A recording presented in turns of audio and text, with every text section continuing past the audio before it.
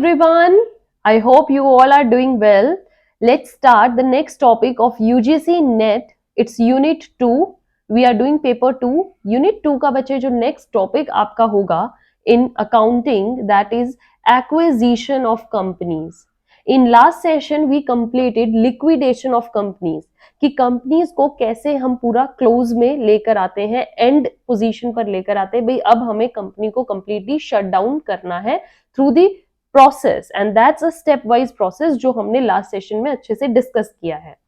Now in today's session we will see what happens if one company is taken over by or acquired by the other company. Acquire का मतलब क्या होता है बच्चे, कि आप दूसरी कंपनी पे अपना हक जमा लेते हो.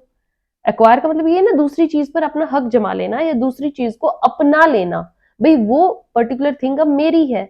यही same thing acquisition of companies में होता है कि one company says now I have hold or now I have major share in this company and I have acquired this company. अब ये कंपनी मेरी है, मेरे हिस्से की है.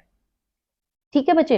तो एक्विजिशन ऑफ कंपनीज का कंसेप्ट बहुत ही इंपॉर्टेंट है and we have to study it thoroughly. NET exam में आने के फुल चांसेस है, इसलिए मैं डिटेल में इसको इसलिए कर रही हूँ, एक एक वर्ड आपके माइंड में फिट हो जाए, क्योंकि पेपर में घुमा के क्वेश्चन कहीं से भी आ जाता है. I know you all are well known with the questions that come in UGC NET. तो आपको बिल्कुल प्रिपेयर रहना है कि कैसा भी क्वेश्चन कहीं से भी आ जाए, मुझे इस टॉपिक के उस पर्टिकुलर क्वेश्चन में फुल मार्क्स लेने ही लेने, कहीं से मार्क्स नहीं कटने चाहिए. And that's my surety. Whatever I am providing you here and whatever the material I am giving you here, अगर आप यही सब अपने दिमाग में फिट कर लोगे ना, आपके नंबर कहीं नहीं कटेंगे, जेआरएफ लेकर निकलोगे.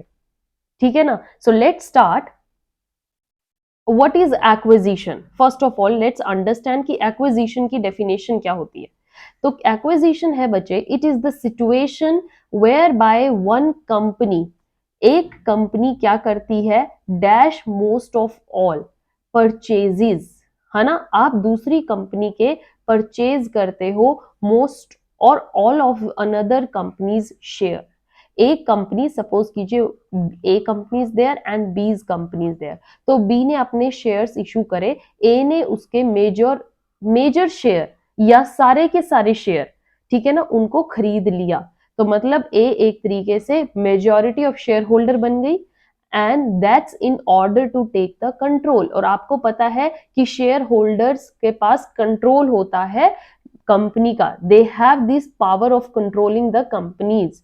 सो if most of the shares are with A, तो ए तो ऑटोमेटिकली बच्चे आपकी कंट्रोलिंग में आ गया ना, बी कंट्रोलिंग में आ गई ए के. ए पूरी पावर इंजॉय करेगा, कंट्रोल रखेगा बी पर, और ये क्या है, एक तरीके का एक्विजिशन. सो एन एक्विजिशन कब अकर होती है? Acquisition occurs when an ownership, when an acquiring company, when an acquiring company obtains more than 50% ownership in a target company. ownership का मतलब कि आपने वहां के शेयर्स खरीद लिए 50% से ज्यादा. 50% ही रखोगे तो दूसरी 50% वाले भी उतने ऑटोमेटिकली आपके इक्वल होंगे. तो आपको अगर पावर में आना है तो आपको 50% से ज्यादा शेयर्स दूसरी कंपनी के खरीदने हैं, ताकि आप वहां की ओनरशिप पर कंट्रोल कर सको. हेयर एक्वायरिंग कंपनी अगर एग्जाम्पल की उससे देखे तो ए है और टारगेट कंपनी आपकी बी है. राइट बच्चे. Now the next thing that you have to understand is, as a part of exchange, acquiring company जो होती है often purchases the target's company dash and other assets. target company के क्या खरीदती है? ज्यादातर stock and other assets, it's CK, and other assets which allows the acquiring company to make dash regarding, to make the decisions regarding the newly acquired assets. Okay. जब एक acquiring company majority of shares के shares of the other company, target company के purchase करती है, stock and other assets which allow acquiring company को क्या permission मिल जाती है कि acquiring assets के साथ जो भी decision वो लेना चाहे ले सकती है. राइट बच्चे। तो अब आपको एक्विजिशन का कंसेप्ट समझ में आया कि एक्विजिशन तब होती है जब एक कंपनी दूसरी कंपनी के मेजॉरिटी ऑफ शेयर्स को परचेज कर लेती है और इससे उसके पास एक कंट्रोलिंग पावर आ जाती है, वो उसके एसेट से भी रिगार्डिंग और स्टॉक से भी रिगार्डिंग अब डिसीजन खुद से लेगी। हालांकि है वो दूसरी कंपनी के, पर आपके पास कंट्रोल आ गया। Now you are the owner of that company and you can take decisions by your own. Now we will see what are the types of acquisition. Acquisition कितने तरीकों से होता है business world में. So in total we have two types of acquisition as you can see. One is your friendly acquisition and the other one is your unfriendly acquisition या फिर hostile takeovers. एक आप friendly तरीके से खरीदते हो और एक आप unfriendly तरीके से, मतलब अपनी power दिखाकर hostile तरीके से लेते हो। तो फ्रेंडली एक्विजिशन समझेंगे सबसे पहले बच्चे, बहुत ध्यान से देखना है। It often work towards a dash benefit, it often works towards a mutual benefit. Friendly आप तब लेते हो जब दोनों ही कंपनीज का उसमें फायदा हो, है ना। आप दूसरे के साथ फ्रेंडली रिलेशंस तभी तो दिखा रहे हो। So it often works towards the mutual benefit of acquiring company as well as target company. क्यों?